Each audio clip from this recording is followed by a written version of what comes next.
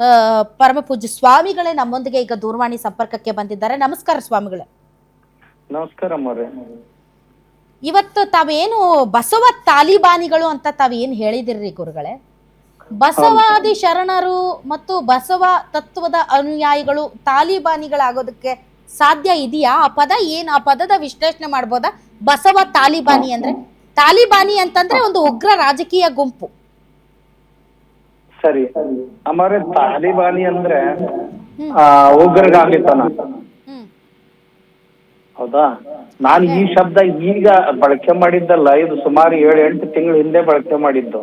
ಹ್ಮ್ ಅವಾಗ ಒಂದ್ ಚಾನೆಲ್ಗೆ ಇಂಟರ್ವ್ಯೂ ಕೊಟ್ಟಾಗನೇ ಹೇಳಿದ್ದೆ ನಾನು.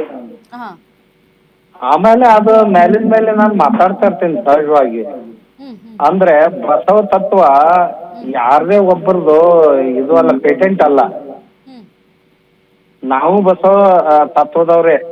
ಹ್ಮ್ ಆದ್ರೆ ಅದರಲ್ಲಿಯ 4-6 ಮಾತುಗಳನ್ನ ಆಯ್ದುಕೊಂಡು ಅದರಿಂದ ಒಂದು ಧರ್ಮ ಕಟ್ತೀವಿ ಅಂತ ಹೊರಟವ್ರಿಗೆ ನಾನು ತಾಲಿಬಾನಿಗಳು ಅಂತ ಕರೆದದ್ದು. ಹ್ಮ್ ಹ್ಮ್ ಹ್ಮ್ ಈಗ ಬಸವ ತತ್ವವನ್ನ ನೋಡಿ ಸುತ್ತೂರು ಮಠದಲ್ಲಿ ಆಚರಿಸ್ತಾ ಇದ್ದಾರೆ ಸುತ್ತೂರು ಸ್ವಾಮಿಗಳು. ಸಿದ್ಧಗಂಗಾ ಮಠದವರು ಬಸವ ತತ್ವವನ್ನ ಆಚರಿಸ್ತಾರೆ. ಆಮೇಲೆ ಸಿರಿಗೆರೆ ಶ್ರೀಗಳು ಬಸವ ತತ್ವದವ್ರೆ. ನಾವು ಬಸವ ತತ್ವನೇ ಅನುಸರಿಸ್ತೀವಿ. ಆದ್ರೆ ಆ ಉಗ್ರಗಾಮಿತನ ನಮ್ಮಲ್ಲಿಲ್ಲ. ಏನು ಅಂದ್ರೆ ಧರ್ಮ ಧರ್ಮ ಪ್ರತ್ಯೇಕ ಧರ್ಮದ ಬಗ್ಗೆ ಮಾತನಾಡುವವರೆಲ್ಲ ಉಗ್ರಗಾಮಿಗಳ? ಹಾಗಲ್ಲ ಮಾರೆ. ಈಗ ನೋಡಿ, ಸಾವಿರ ಜಂಗಮ ಕೂಡಿಸಿ ಗುಡಿಗಳನ್ನ ಕೆಡಬೇಕಂತ ಹೇಳೋದು. ಹ್ಮ್ ಆಮೇಲೆ ಮನೆಯಲ್ಲಿರುವಂತ ದೇವ್ರನ್ನೆಲ್ಲ ಸಂಗ್ರಹ ಮಾಡಿ ಹೊಳಿಗೆ ಹಾಕು ಅಂತ ಹೇಳೋದು. ಹ್ಮ್ ಆಮೇಲೆ ಮಾತಾಡೋದೊಂದು ಮಾಡೋದೊಂದು. ಆಮೇಲೆ ಸಮಾನತೆ ಮಾತಾಡೋದು ಯಾವ್ದು ಇವ್ರ ಆಚರಣೆಯಲ್ಲಿ ಇರೋದಿಲ್ಲ ಮಾರೆ. ಹ್ಮ್ ಹ್ಮ್ ಆದ್ರೆ ಅಲ್ಲ, ಇವ್ರು ಇರಬಹುದು. ಬಸವಣ್ಣವ್ರ ತತ್ವಗಳನ್ನ ಧಾರಾಳವಾಗಿ ಮಾತಾಡ್ತಾರೆ, ಆದ್ರೆ ಯಾವುದನ್ನು ಆಚರಣೆಯಲ್ಲಿ ತರೋದಿಲ್ಲ. ಆಮೇಲೆ ಸಂಸ್ಕೃತ ಮಾತಾಡಬಾರ್ದು, ಸಂಸ್ಕೃತ ಶ್ಲೋಕಗಳನ್ನ ಮಾತಾಡಬಾರ್ದು. ಅಲ್ಲ ಗುರುಗಳೇ, ಈ ದೇಶದ ವೈಪರೀತ್ಯ. ಈಗ ಸ್ವಾಮಿಗಳು ಅಂತಂದ್ರೆ ಎಲ್ಲ ಕಾವಿದಾರಿಗಳೆಲ್ಲರನ್ನು ಕೂಡ ಸ್ವಾಮಿಗಳು ಅಂತ ಇಲ್ಲ ಪೂಜಿಸುವಂತಹ ಎಲ್ರು ಅಲ್ಲ, ಪರಿಸ್ಥಿತಿಯಲ್ಲಿ ಎಲ್ರು ಈಗಿಲ್ಲ. ಅಲ್ಲ.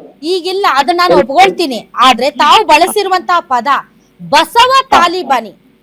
ಈಗ ಹೌದು. ಮುಸ್ಲಿಂ ಟೆರರಿಸಂ, ಹಿಂದೂ ಟೆರರಿಸಂ, ಆ ಹಿಂದೂ ಅನ್ನೋ ಪದ ಬೇಡ, ಟೆರರಿಸಂ ಅನ್ನೋ ಪದ ಇದೆಯಲ್ಲ, ಅದು ಎಲ್ಲ ಟೆರರಿಸ್ಟ್ಗಳಿಗೂ ಅನ್ವಯ ಆಗುತ್ತೆ. ಈಗ ಹಿಂದೂ ಟೆರರಿಸಂ ಅಂತಂದ್ರೆ ಹಿಂದೂಗಳನ್ನ ನೀವು ಉಗ್ರಗಾಮಿಗಳು ಅಂತ ಅಂದ್ರೆ ನಮ್ಗೆಲ್ಲ ಕೆಟ್ಟ ಕೋಪ ಬರುತ್ತೆ ರೀ. ಹಂಗೆ ನೀವು ಬಸವಣ್ಣನವರನ್ನ, ಬಸವ ತತ್ವಗಳನ್ನ ಅಥವಾ ಬಸವ ತಾಲಿಬಾನಿ ಅನ್ನೋ ಪದ ಇದೆಯಲ್ಲ, ಬಸವ ತಾಲಿಬಾನಿ ಅನ್ನೋ ಪದ ಅದು ಸರಿ ಇಲ್ಲ ಗುರುಗಳೇ. ದಯವಿಟ್ಟು ಆ ಪದ ಪ್ರಯೋಗ ಮಾಡಬೇಡಿ. ಅಮ್ಮವ್ರೆ, ನೀವು ದಯವಿಟ್ಟು ತಮಗೆ ತಮ್ಮ ಸ್ವಾತಂತ್ರ್ಯ ಇದೆ. ಏನ್ ಅರ್ಥ ಮಾಡ್ಬೇಕು ಅದನ್ನ ಅರ್ಥ ಮಾಡ್ಲಿಕ್ಕೆ ತಮಗೆ ಸ್ವಾತಂತ್ರ್ಯ ಇದೆ. ಹಾ, ನನಗೆ ನನ್ನ ಮಾತು ಮಾತಾಡ್ಲಿಕ್ಕೆ ನನಗೆ ಸ್ವಾತಂತ್ರ್ಯ ಇದೆ. ನಿಮಗೆ ಸ್ವಾತಂತ್ರ್ಯ ಇದೆ ಇಲ್ಲ ಅಂತಲ್ಲ, ಆದ್ರೆ ಇದೆ ಅಂತ ತಮ್ಮಂತ ನಾನು ಗುರುಗಳು ಏನೇ- ಬಳಸುವಂತ ಪದ ಇಲ್ಲ ಇದೆ ಅಲ್ಲ ಅಮ್ಮವ್ರೆ, ಗುರುಗಳೇ, ಇಲ್ಲ ನೀವು ತಾವು ಅಂದ್ರೆ ಅಮ್ಮವ್ರ ಕೆಲವೊಬ್ರು ಏನೋ ಅಮ್ಮವ್ರ ತಾವೇನೋ ಅದಕ್ಕೆ ತಪ್ಪ ಅರ್ಥ ಕಲ್ಪಿಸ್ತಾ ಇದ್ದೀರಿ. ಇಲ್ಲ, ನಾನು ತಪ್ಪು ಅರ್ಥ ಯಾವುದೇ ಕಲ್ಪಿಸ್ತಾ ವಿಷಯದ ಇಲ್ಲ. ಯಾವುದೇ ವಿಷಯದ ಉಗ್ರಗಾಮಿತನ ಅಂತ ಏನಿರ್ತಲ್ಲ ಅದಕ್ಕೆ ತಾಲಿಬಾನಿತನ ಅಂತ ಸರ್ವಸಾಧಾರಣವಾಗಿ ಕರೆಯೋದು. ಅದಕ್ಕೆ ಬಸವ ಅನ್ನೋ ಪದ ಜೋಡಣೆಯ ಬಗ್ಗೆ ನನಗೆ ಆಕ್ಷೇಪ ಇದೆ. ಹೌದು, ನಮ್ಮಲ್ಲಿ ಬಸವಣ್ಣವ್ರ ಹೆಸರು ಹೇಳ್ಕೊಂಡು ಕೆಲವು ಜನ ಈ ಸಂಕುಚಿತತೆಯನ್ನ ಸಮಾಜದಲ್ಲಿ ತರುವ ಪ್ರಯತ್ನ ಮಾಡ್ತಾ ಇದ್ದಾರೆ. ಅವರನ್ನು ಕುರಿತು ಮಾತ್ರ ನಾನು ಹೇಳಿದ್ದಿದನ್ನ.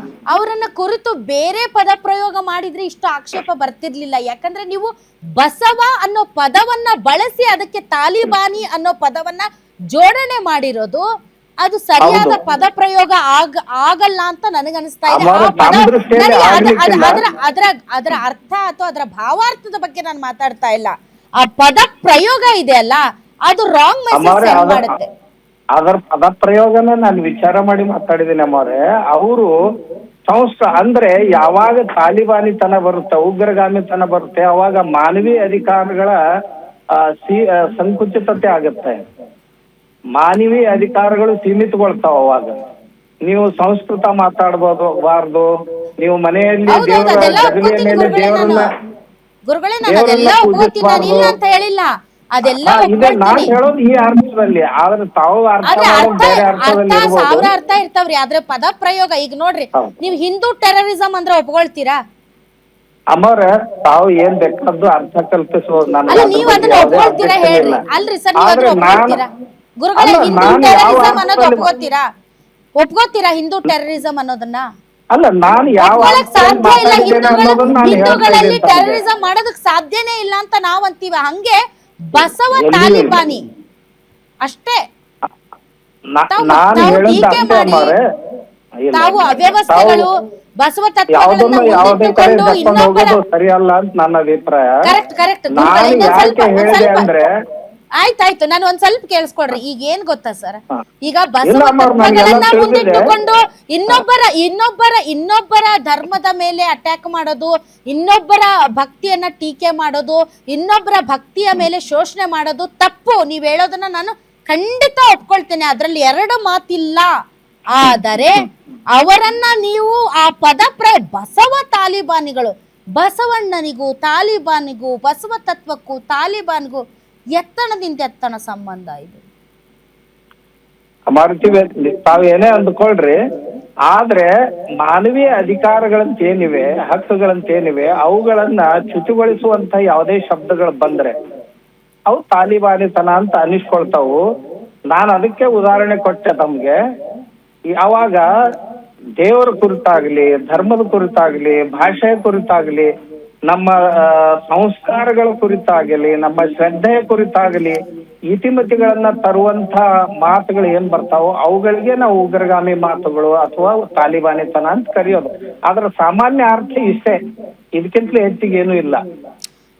ಈಗ ಸ್ವಾಮಿಗಳೇ, ಒಬ್ಬ ಇವರು ಯಾರು ಚನ್ನ ಬಸವಾನಂದ ಡಾಕ್ಟರ್ ಚನ್ನ ಬಸವಾನಂದ ಸ್ವಾಮೀಜಿಗಳು ತಮ್ಮನ್ನ ಒಂದು ಕಾಡು ಪ್ರಾಣಿ, ಅದು ಕಾಡು ಪ್ರಾಣಿ, ಅವರ ನಾಲಿಗೆಗೆ ಸಂಸ್ಕಾರ ಇಲ್ಲ, ಬಾಯಿ ಬಿಚ್ಚಿದರೆ ಮುತ್ತುಗಳೇ ಉದುರುತ್ತವೆ, ವಿಶ್ವ ಹಿಂದೂ ಪರಿಷತ್ ಹಾಗೂ ಬಜರಂಗ ದಳದವರು ಮನುವಾದಿಗಳು, ಅವರು ಬಸವ ತತ್ವ ವಿರೋಧಿಗಳು. ಇರ್ಬೋದು, ಅವ್ರು ನೋಡಿ, ಅವ್ರಿಗೆ ಅಭಿವ್ಯಕ್ತಿ ಸ್ವಾತಂತ್ರ್ಯ ಇದೆ, ಅವ್ರು ಮಾತಾಡ್ಬೋದು. ನಾವು ಮಾತಾಡಿದ ಮಟ್ಟಕ್ಕೆ ಏನ್ ಆಗತ್ತೆ ಅಂತ ಹೀಗೇನಿಲ್ಲ. ನಿರ್ಣಯ ಜನರು ಮಾಡ್ತಾರೆ ಅವ್ರ, ನಾವು ಮಾಡೋದಲ್ಲ. ನಾವು ನಮ್ಮ ವಿಷಯನ್ನ ಇಟ್ಟು ಬಿಡೋದು. ಈಗ ತಾವು ಲವ್ ಜಿಹಾದ್ ಬಗ್ಗೆ ಮಾತಾಡ್ತಾ ಇದ್ದೀರಿ, ಒಂದು ನಿರ್ದಿಷ್ಟ ಧರ್ಮದ ವಿರುದ್ಧ ಮಾತಾಡ್ತಾ ಇದ್ದೀರಿ. ಬಸವ ತತ್ವ ಮತ್ತು ಶರಣ ಪರಂಪರೆ ಇರುವಂತಹ ನಮ್ಮ ನಾಡಿನಲ್ಲಿ ನಮ್ಮ ಶರಣರು ಯಾವುದೇ ಮತಪಂಥವನ್ನ, ಯಾವುದೇ ಧರ್ಮವನ್ನ, ಯಾವುದೇ ಜಾತಿಯನ್ನ ಕಡೆಗಣಿಸಲಿಲ್ಲ, ಟೀಕಿಸಲಿಲ್ಲ, ದ್ವೇಷಿಸಲಿಲ್ಲ. ಅನುಭವ ಮಂಟಪದಲ್ಲಿ ಅತ್ಯಂತ ಎಂತಹ ಸಮಾಜದ ನಮ್ಮ ಒಂದು ಬಹಳಷ್ಟು ಅವಗಣನೆಗೆ ಒಳಗಾದಂಥವರನ್ನೂ ಕೂಡ ಗಣನೆಗೆ ತೆಗೆದುಕೊಂಡು ಅನುಭವ ಮಂಟಪದಲ್ಲಿ ಬಸವಾದಿ ಶರಣರನ್ನ ತಂದ್ರು ಬಸವಣ್ಣನವರು. ಆದರೆ ತಾವು ಒಂದು ಧರ್ಮವನ್ನ, ಧರ್ಮದ ಜನರನ್ನ, ಧರ್ಮದ ಆಚರಣೆಗಳನ್ನ ಟೀಕಿಸ್ತಾ ತಾವು ಏನನ್ನ ಸಾರೋದಕ್ಕೆ ಬಯಸ್ತಾ ಇದ್ದೀರಿ ಶ್ರೀಗಳು? ನೋಡ್ರಿ ಅಮ್ಮವ್ರೆ, ಯಾವ ಬಸವಣ್ಣವರು ಇವನಾರವ ಅಂತ ಹೇಳಿದ್ರು, ಅವರೇ ಇವತ್ತು ಒಂದೇ ಜಾತಿಯಲ್ಲಿ ಎರಡು ಭಾಗಗಳನ್ನು ಮಾಡ್ಲಿಕ್ಕೆ ಹೊರಟಿದ್ದಾರೆ, ವೀರಶೈವ ಲಿಂಗಾಯತ ಅಂತ. ಹೌದಾ? ಆಮೇಲೆ ಮತ್ತೆ ವಿಭಾಗಗಳನ್ನ ಮಾಡಿ ಹೊಡಿಲಿಕ್ಕೆ ಹೊರಟಿದ್ದಾರೆ. ಇದು ಸರಿನಾ? ಅದು ತಪ್ಪು. ಆದ್ರೆ ಬಸವಾದಿ ಶರಣರ ಬಾಯಲ್ಲಿ ಒಂದು ಬಸವಾದಿ ಶರಣರು ಅಸಹನೆ ಮತ್ತು ವಿರೋಧಿ ಹೇಳಿಕೆಗಳು ಸ್ವಲ್ಪ ಕಷ್ಟ. ನೋಡಿ ತಾವು ಶರಣರ ಸಾಹಿತ್ಯವನ್ನ ಚೆನ್ನಾಗಿ ಓದ್ಕೊಂಡ್ರೆ ಇನ್ನೂ ಗೊತ್ತಾಗುತ್ತೆ. ಬಸವಾದಿ ಶರಣರು ಯಾವ್ಯಾವ ಸಂದರ್ಭದಲ್ಲಿ ಏನೋ ಒಂದು 4-6 ಮಾತುಗಳನ್ನ ಇಟ್ಕೊಂಡು ಇಡೀ ಸಿದ್ಧಾಂತವನ್ನು ಕಟ್ಲಿಕ್ಕೆ ಆಗೋದಿಲ್ಲ.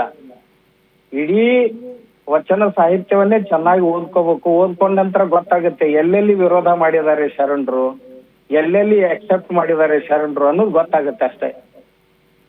ಏನನ್ನ ಎಕ್ಸೆಪ್ಟ್ ಮಾಡಿದ್ದಾರೆ ಗುರುಗಳೇ? ಎಲ್ಲವನ್ನು ಎಕ್ಸೆಪ್ಟ್ ಮಾಡಿದ್ದಾರೆ. ಆಮೇಲೆ ಕೆಲವೊಂದು ವಿಷಯಗಳನ್ನ ಅವರು ನಿಶ್ಚಿತವಾಗಿಯೂ ಖಂಡಿಸಿದ್ದಾರೆ.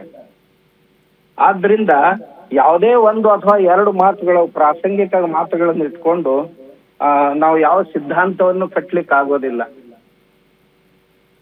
ಬಟ್ ನಮ್ಮ ಶರಣ ಪರಂಪರೆಯಲ್ಲಿ ಎಲ್ಲರನ್ನೂ ಪರಂಪರೆಯಲ್ಲಿ ಕೇವಲ ಒಂದೆರಡು ಮಾತುಗಳನ್ನ ಇಟ್ಕೊಂಡು ಶರಣ ಪರಂಪರೆಯನ್ನ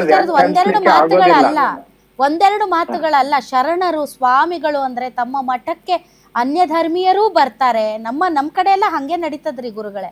ನಮ್ ಭಾಗದಲ್ಲಿ ಇರುವಂತಹ ಮಠಗಳಲ್ಲಿ ನಮ್ಮ ಮಠಕ್ಕೆ ಮುಸಲ್ಮಾನರು ಬರ್ತಾರೆ, ಇಲ್ಲ ಅಂತಿಲ್ಲ.